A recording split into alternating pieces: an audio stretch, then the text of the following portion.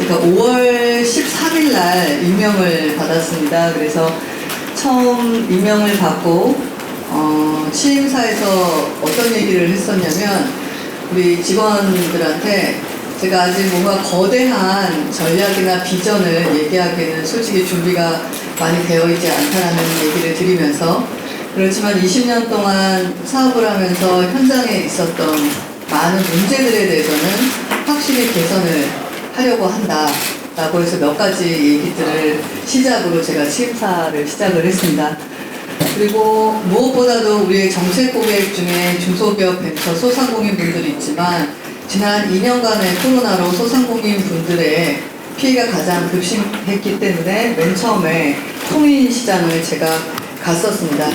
지금도 잊혀지지 않는 게 물론 저의 첫 번째 현장 방문이기도 했지만 다 힘들다라는 얘기를 하실 줄 알았는데 이제 영업 제한 풀리고 가게 제대로 할 수 있어서 돈 벌 일만 생긴 것 같아서 기쁘다라고 웃으시더라고요. 그래서 안 힘드셨어요? 그랬더니 말을 해서 뭐합니까? 엄청 힘들었어요. 근데 다 웃으시면서 그래도 이제 가게 문 열고 우리 시작하잖아요 라고 얘기하셨는데 그게 참 잊혀지지가 않습니다. 7번의 지난 정부에 7번의 재난지원금이 나가는데 그 금액의 총 73%에 해당하는 금액이 손실보전금으로 제가 취임하고 2주 만에 나갔어야 됐습니다. 그래서 소진공 방문해서 시스템 점검하고, 기존에는 계속 시스템에 에러가 많으셨다 그래서 대규모의 자금이 집행되는 만큼 원활한 집행이 이루어지도록 방문을 했었습니다. 그리고 용산으로 대통령 직무실이 이전하신 이후로 첫 번째 공식 행사를 중소기업인들과 함께 해주셨습니다. 그러면서 대기업 총수 5분 초대 받으셔서 함께 상생을 외쳤던 기억이 아주 강합니다. 그렇게 해서 5월, 6월, 7월, 8월을 현장을 갔던 횟수를 제가 따져보니까 한 40회가 좀 넘게 있더라고요. 그리고 각 협단체 분들도 만났고 또 현장에 직접 가서 많은 목소리를 들었던 것 같습니다. 제가 들었던 가장 많은 얘기는 규제 혁신을 해서 달릴 수 있게 해달라는 그 갈망이었고요. 이제 코로나를 지나서 재기하고 싶다라는 소상공인분들의 열망을 강하게 느꼈습니다. 그리고 중소기업 분들은 아주 고질적인 불공정 거래 관행이 장관님 오시고 좀 변화가 있었으면 좋겠다라는 얘기를 많이 하셨고요. 이 세 가지를 사실 지키고 지원하기 위해서 제가 노력해야 되지 않나라는 생각을 아직까지 갖고 있습니다. 지금 100일의 성과로 첫 번째 제가 꼽고 있는 것은 위기 극복입니다.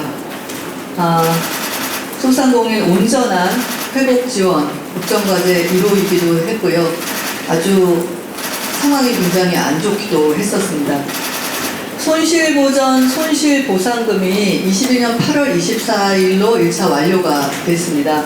손실보상은 22년 1분기 손실보상이 나간 것입니다. 370만 9천 개사에게 22조 5천억으로 마무리가 됐고요. 22년 1분기 손실보상금은 64만 9천 개, 2조 5천억으로 마무리가 됐습니다. 아울러 소상공인 분들이 부채가 사업 영위를 못하시면서 계속 증가된 것은 기자분들도 다 아실 겁니다. 대부분 신용등급이 낮고 담보를 할 만한 것이 없기 때문에 굉장히 고이자를 사용하고 계십니다. 그래서 7월부터 시작을 했습니다. 7% 이하의 저금리 대출 자금 2천억을 먼저 중소벤처기업부에서 지급을 시작을 했고요. 8월 24일 기준으로 해서 1,102건 234억 원이 일단 나갔습니다.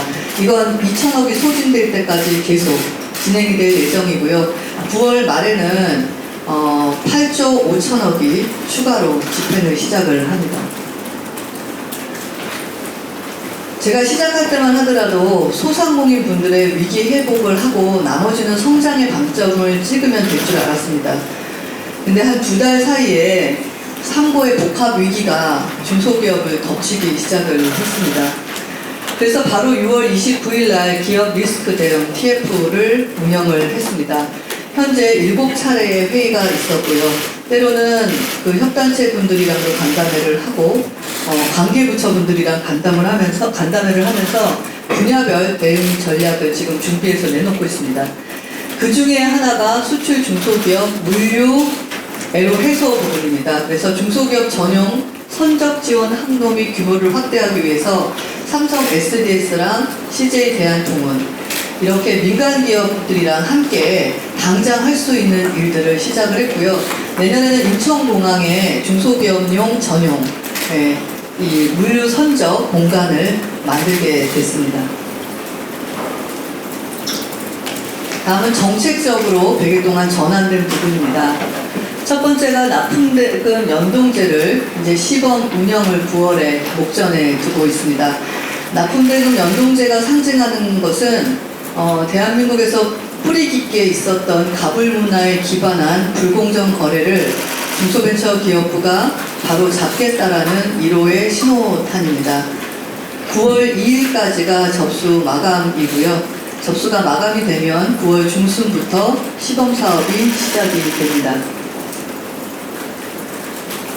개인적으로 정치가 과학을 이기는 것을 보고 굉장히 놀라웠었는데요. 5년 동안 원전 관련 기업들은 거의 부도 직전에 들어가 있었습니다. 제가 취임하고 원전 중소기업들의 경영 상황을 저희가 중소벤처기업에서 다 설문조사를 했었고요. 거의 고사 직전에 이르렀다는 결과를 얻었습니다. 저희가 500억의 전용 정책자금과 500억 원의 특례 보증을 바로 만들어서 또 215억에 대한 전용 R&D 자금을 일주일 만에 편성을 했습니다. 지금 2개월 만에 74개사가 지원을 받으셨고요. 자금으로는 55건, 보증으로는 19건입니다. 그 외에도 지금 경영진단 컨설턴트들을 넣어서 경영 상태를 파악한 다음에 저기 타사업이라는 것은 중소벤처기업부가 운영하고 있는 타사업들입니다. 그래서 연계해서 원전 관련 기업들을 지금 진행하고 있습니다. 4차 산업혁명으로 본격화되면서 다양한 그 딥테크 초격차 기술에 대한 창업들이 늘어나고 있습니다. 지금 우리는 시스템 반도체 부분에서는 선진국이라고 보기는 힘듭니다.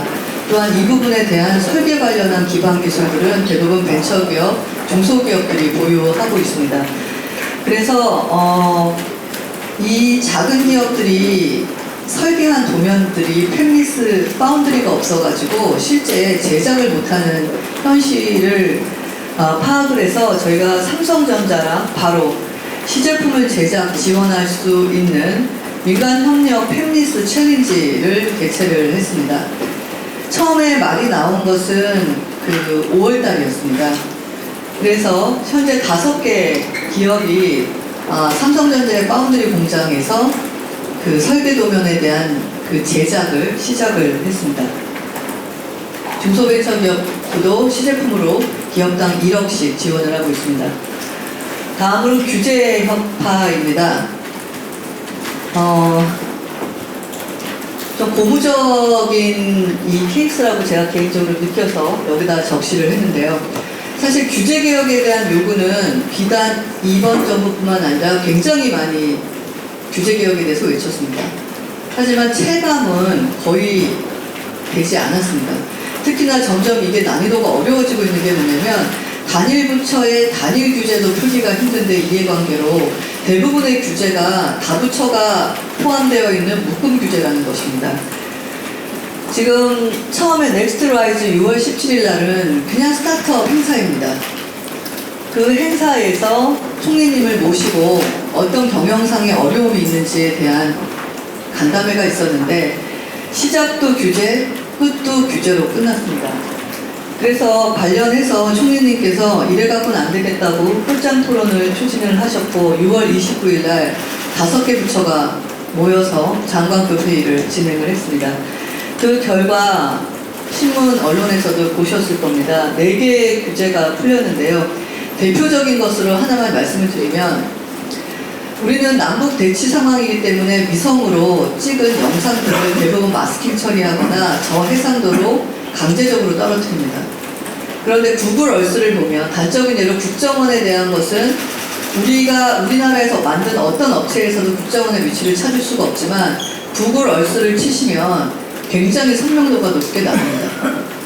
이런 것처럼 만약에 우리가 국가안보라는 차원에서 기존에 있던 방식대로 수십 년 된 방식대로 안 하는 것이 유의미하다면 그냥 이 상황을 지속할 수가 있는데 이미 이 디지털 세계에서는 우리 게 아니면 다른 대안이 있는 상황이 되었습니다.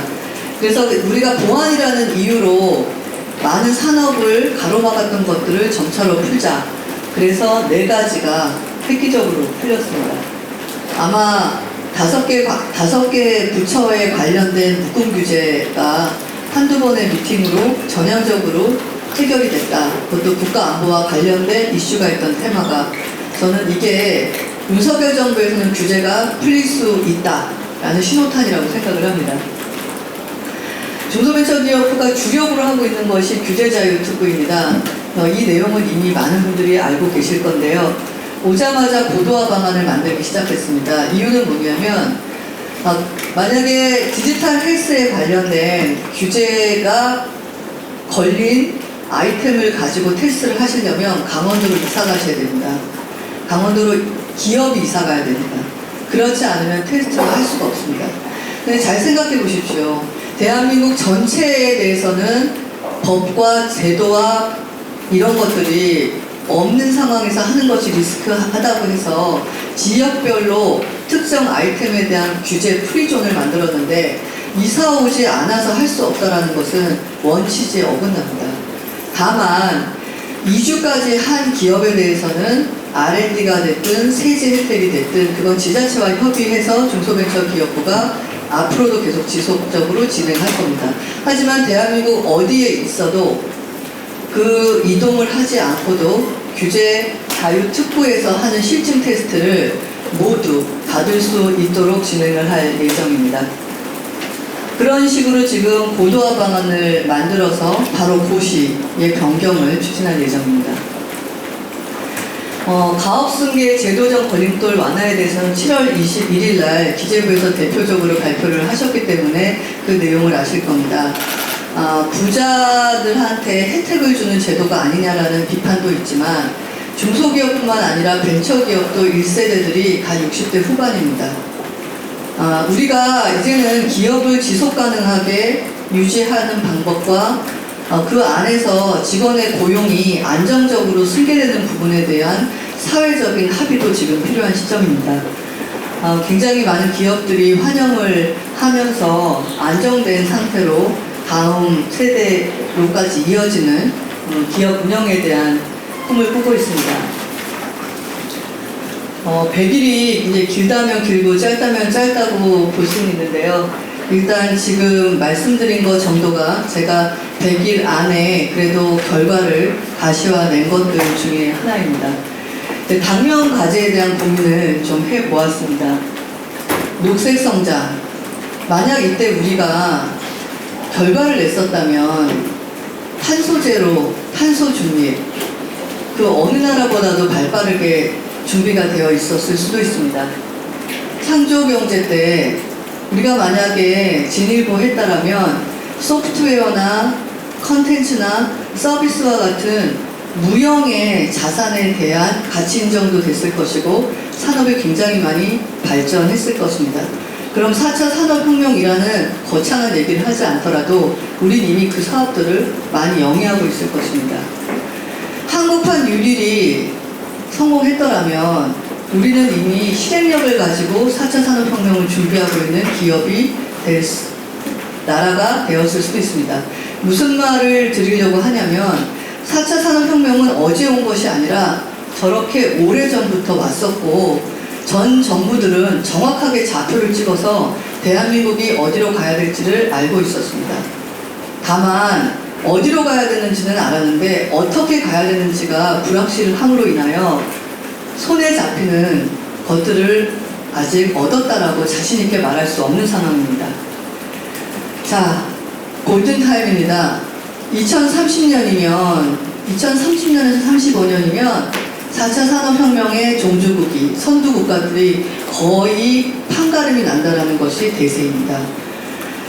상고의 복합 위기도 왔고 코로나라는 생각하지도 못한 장애물도 왔지만 중요한 건 시간이 얼마 안 남았다는 것입니다. 하지만 다행인 건 이번에는 디지털 경제 패권 시대이고 우리나라는 인터넷 1세대부터 시작해서 그 세계 어느 나라보다도 선두국가를 유지해 왔기 때문에 집중하고 좌표를 제대로 찍고 실행력을 담보한다면 승산이 있다라고 보고 있습니다. 그래서 하반기에 대한민국이 그렇게 선순환 될 수 있도록 중소벤처기업부가 앞장서야 된다는 시대적 소명을 갖고 있습니다. 추진 과제입니다. 비전입니다. 중소벤처 주도의 따뜻한 디지털 경제를 실현하겠습니다. 따뜻한이라는 말은 뭐냐면 우리가 늘 산업혁명이 반복될 때마다 새로운 기술, 새로운 산업, 새로운 부의 세력들은 출몰했지만 함께 가는 것에 대해서 항상 빠져 있었습니다. 그러다 보니까 부의 규모가 커지면 커질수록 양극화가 더 커졌던 것 같습니다. 지금 창업벤처의 가장 큰 문제점이 뭐냐고 뽑으라 그러면 규제, 그리고 글로벌입니다. 비대면 의료, 아직까지도 합법이 아닙니다. 비대면 의료, 굉장히 난이도가 높거나 먼 산업이 아닙니다. 우리가 지금 해결해야 될 것은 뭐냐면 당장 우리 코앞에 와 있고 많은 국민들이 사용하기를 원하고 많은 기술이 준비되어 있고 기업들이 도전하고 있는 많은 것들을 규제를 혁파해야 됩니다. 최근에 어떤 것도 혁파를 하려고 바로 약속을 드렸냐면 중소기업에서 말씀 주신 건데 협동 로봇이라는 게 있습니다. 우리나라 규제는 로봇이 움직이면서 일을 할 수 없습니다. 우리나라에서 로봇은 반드시 멈춰서 일을 해야 됩니다. 그리고 기술이 발달돼서 초당 25cm 이상을 왔다 갔다 거리를 할 수가 있습니다. 총장 거리가. 근데 우리나라 규제는 초당 25cm 이상을 로봇팔이 움직이면 안 됩니다. 이런 것들, 아주 어려운 것이 아니라 그냥 이런 것들을 다 격파해버려야 됩니다. 두 번째 글로벌은 유니콘이 23개가 됐습니다. 자랑스럽지 않으십니까? 근데 우리나라 유니콘 중에 세계 무대를 주름잡고 있는 유니콘을 찾아보기가 굉장히 힘듭니다. 딥테크 기업들이 이렇게 커져서 대기업에 나오는 1년의 부가가치의 총량을 위협할 만한 기업들이 나오고 있는데 국경 밖으로 나가는 비중을 거의 찾아보기가 힘듭니다. 그래서 한편으로 자랑스럽지만 한편으로는 양극화의 주범이 되고 있고 플랫폼 벤처들은 소상공인과의 갈등으로 사회적 문제를 일으키고 있습니다. 따라서 창업벤처는 규제 혁파와 글로벌 이 부분을 중소벤처기업에서는 우선순위를 두고 있고요. 소상공인 분들은 손실보전금도 드리고 손실보상금도 앞으로 드릴 것이 남아있긴 하지만 온전한 회복이 되어 있다라고 보기는 힘듭니다. 하지만 급한 불을 끈 것은 맞습니다. 따라서 지금 물가도 오르고 더 주머니 지갑을 닫고 있는 상황에서 온전하게 예전의 코로나 이전으로 돌아갈 수 있는 지속적인 정책을 진행을 해야 합니다. 아울러 기업가형 소상공인을 키울 수 있는 부분으로도 가야 됩니다. 이것은 왜 그러냐면 요새 말하는 MZ세대들 삼성전자도 싫다고 합니다. 현대자동차도 싫다고 합니다. 그냥 본인들이 원하는 삶을 살고 싶기 때문에 이게 소상공인인지 창업인지 구별도 없는 선에서 많이 창업들을 하십니다.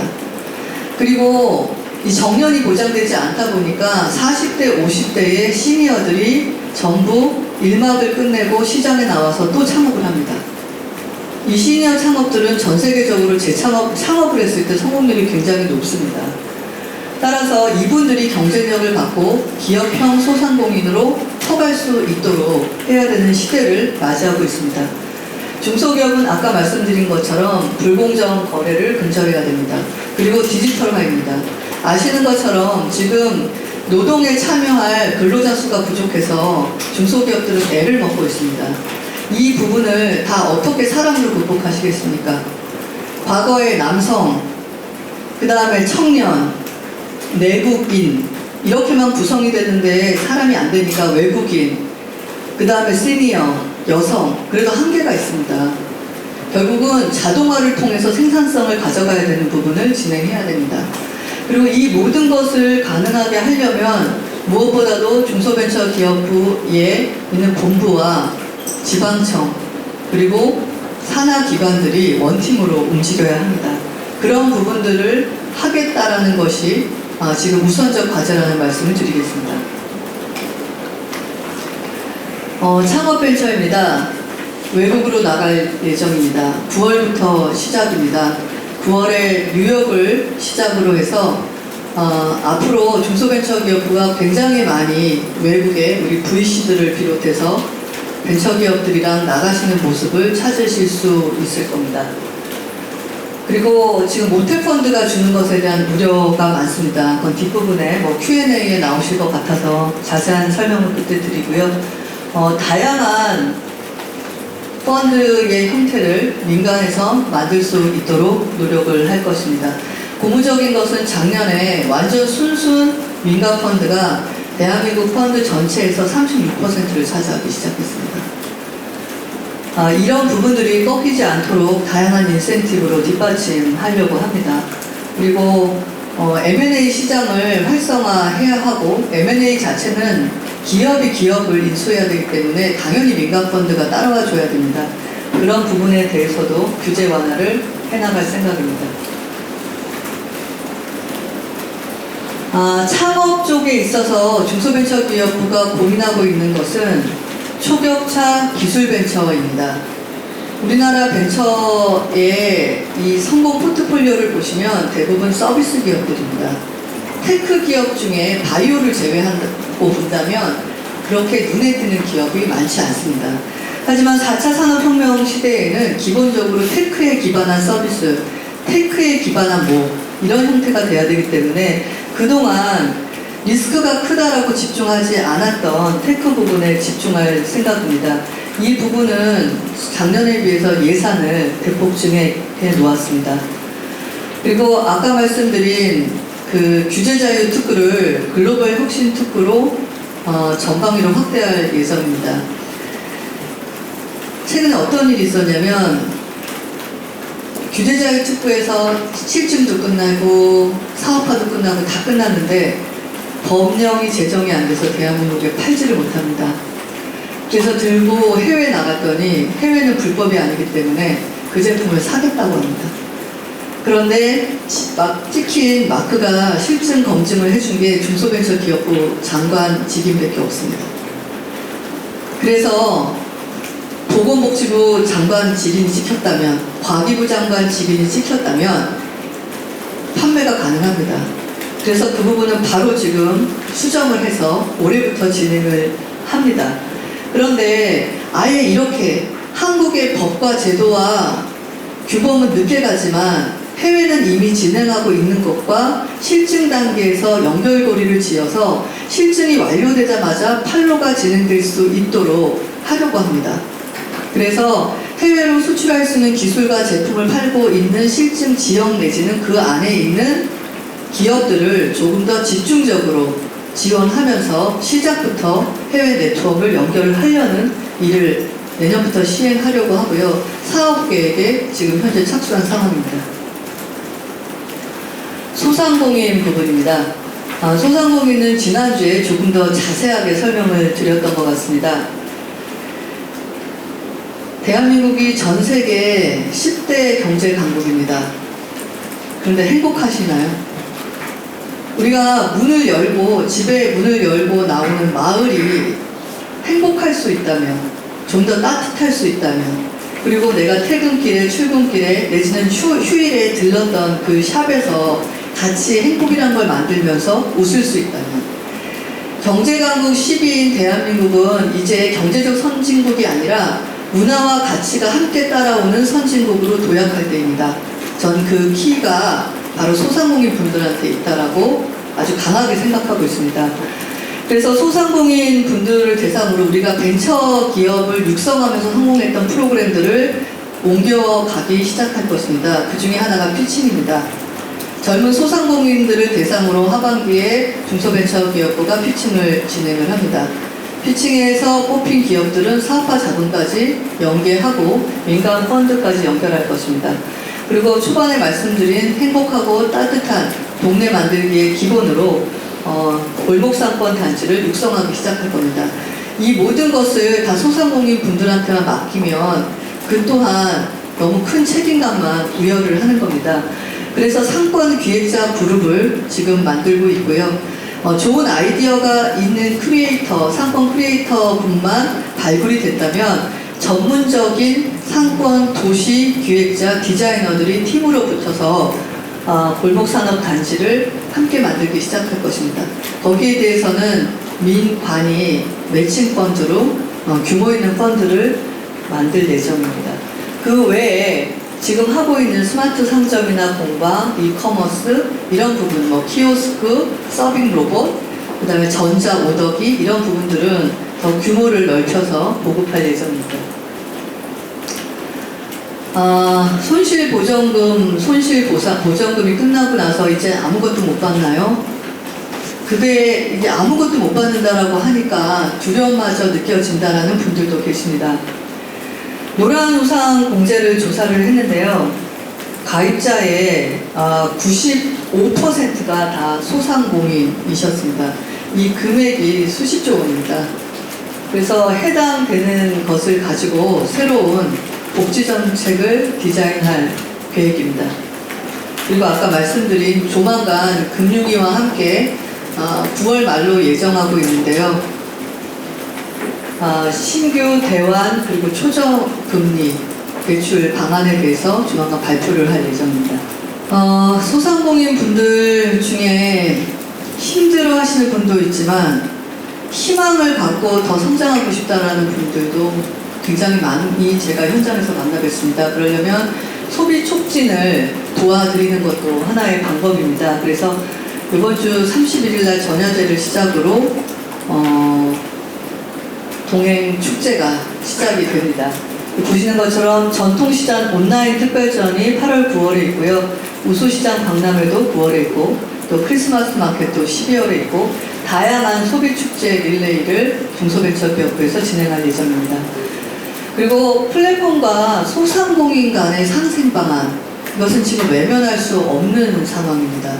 그래서 두 가지를 하고 있는데 9월 6일입니다. 9월 6일 날 우리나라의 대표적인 플랫폼 기업들이 향후 대한민국에서 상생이라는 키워드로 사업을 영위해 나갈 것을 선포하는 행사를 준비하고 있습니다.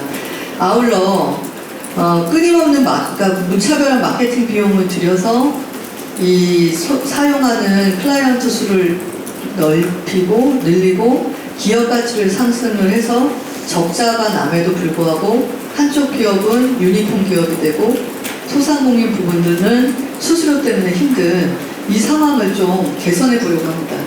그래서 소상공인 플랫폼과 함께 갈 수 있는 비즈니스 모델을 기획하는 TF를 곧 운영할 예정이고요. 거기서 채택된 비즈니스 모델들은 중소벤처기업부에서 시범사업으로 진행을 해서 이것도 민관 합동으로 만든 펀드를 진행을 합니다. 그리고 여기에서 나온 이익은 참여한 소상공인 분들과 함께 쉐어하게 될 것입니다. 중소기업 분들입니다. 일단 납품대금 연동제는 여러 차례 설명을 드렸기 때문에 추가로 말씀을 드리지는 않겠고요. 함께 성장하는 대한민국, 소위 함성 선포식을 준비를 하고 있습니다.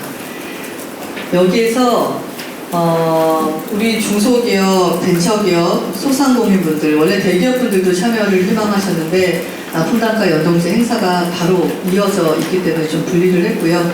대기업을 제외한 대한민국의 모든 경제 관련 협단체 주체들이 그날 다 모입니다. 아마 처음 있는 일일 겁니다. 그래서 어떤 경제적인 상생의 시너지를 서로 줄 수 있는지, 그리고 대한민국 사회와 어떻게 함께 갈 수 있는지 그런 것들을 선포를 하고 다짐을 합니다. 일회성으로 끝나지 않을 예정입니다. 그래서 함성은 그날 선포식을 하고 적어도 1년에 2번 어떤 실적들을 내면서 서로 윈윈하고 있는지, 경제적 가치를 만들고 사회적 환원 가치를 만들고 있는지를 국민 여러분들께 지속적으로 설명하는 장을 만들 예정입니다.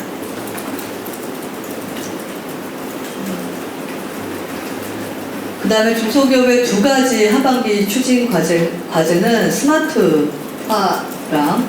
민간주도 혁신 성장형으로 자금과 사업을 다 개편하겠다라는 겁니다.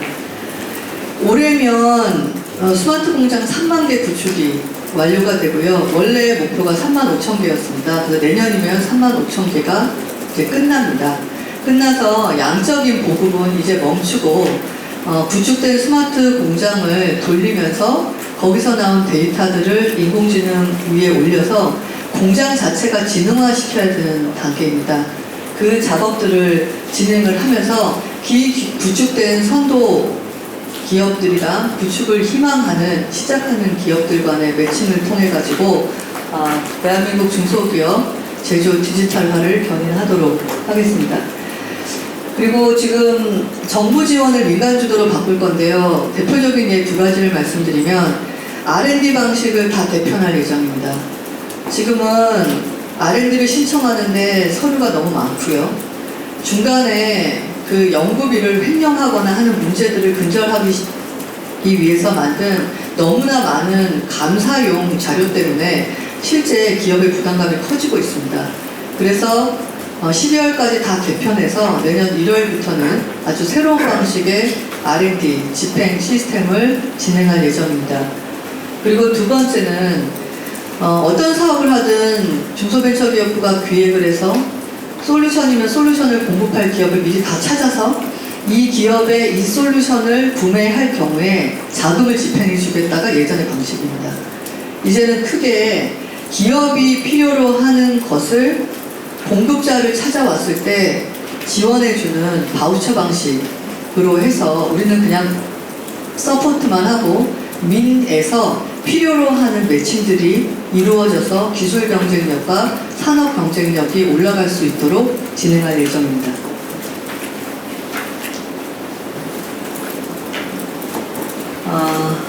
하반기에 저희 내부적인 변화들이 진행이 될 예정인데요. 일단 지방청에 지금 하고 있는 업무를 1차 다 정리를 내부적으로 끝냈습니다. 끝내서 국감이 끝나고 나면 저희 지방청들과 함께 다 워크숍을 진행할 건데요. 그 워크숍을 통해서 지금 하고 있는 업무 중에 일부는 안 하는 업무로, 본부에서 하고 있는 업무 중에 일부는 지방청으로 이관하는 그런 작업들이 진행될 예정입니다. 그리고 우리 내부 조직 개편도 11월 초 정도, 늦어도 11월 중에 또 변화가 있을 것입니다. 좀 더 자주 만나는 행사들을 기획하고, 지금 홍보 같은 경우도 지방청 그리고 우리 산하기관들이랑 우리 본부랑 다 홍보도 일어나 해가지고 유기적으로 미팅을 하고 있습니다. 좀 더 많은 소통 하나, 그 다음에 지금 하고 있는 업무들의 정리 또 하나, 그리고 그것들을 할 수 있는 유기적인 지원 시스템들을 다 정비를 해서 연내에 다 발표드리도록 하겠습니다.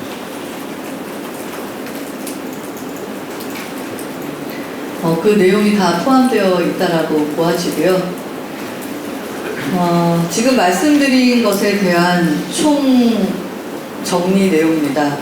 일단 따뜻한 디지털 경제를 견인하는 부처가 되겠습니다. 그리고 시대적 사명감이 크게 느껴지고 있습니다.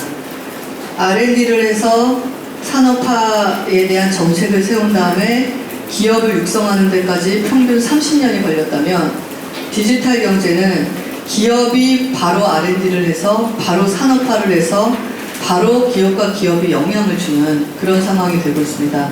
따라서 중소벤처기업부가 지금 해야 될 업무와 책임감이 크다라고 볼 수 있습니다. 신산업 규제 프리존 조성하고 과감한 규제 혁신으로 세계 시장으로 부상하는 글로벌 유니콘들 많이 만들어내겠습니다. 우리 동네 스타 소상공인, 골목길, 소상공인으로 시작해서 벤처가 될 수 있고 유니콘이 될 수 있는 그런 사업과 교두부를 만들겠습니다. 납품대금 연동제가 신호탄이긴 한데 우리나라에 만연돼 있는 불공정 거래에 대해서 하나하나씩 잡아 나가겠습니다. 그리고 디지털화로 인해서 생산성 면에 있어서도 우리나라 경제를 든든하게 버텼던 중소기업들이 4차 산업혁명이라는 다음 라운드에서도 소외되지 않고 지금의 힘으로 갈 수 있게 디지털 가속화에도 저희가 힘을 쏟도록 하겠습니다. 대략적으로 여기까지 발표를 마치도록 하겠습니다. 경청해 주셔서 감사합니다.